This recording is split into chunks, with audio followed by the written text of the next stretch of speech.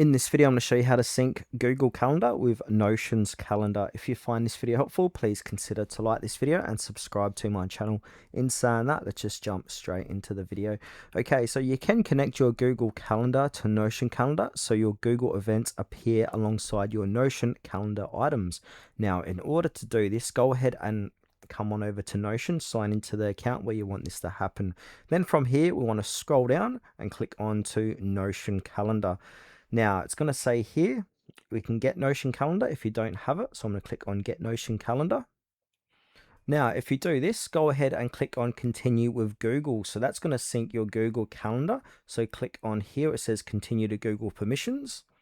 Now I'm going to choose my account. And now I'm going to give permissions for my email address, my name.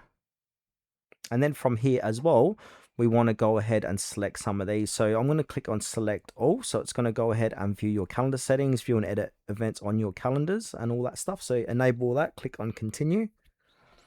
And then it's going to say here add databases to calendar. So we can do that. I'm going to click on connect one database.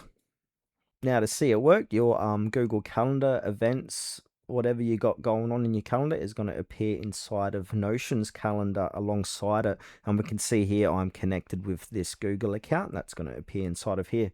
Now, if you want to add another calendar or if you didn't get that option, go ahead and click on add calendar account and then go ahead and click on connect Google Calendar and just go through the steps.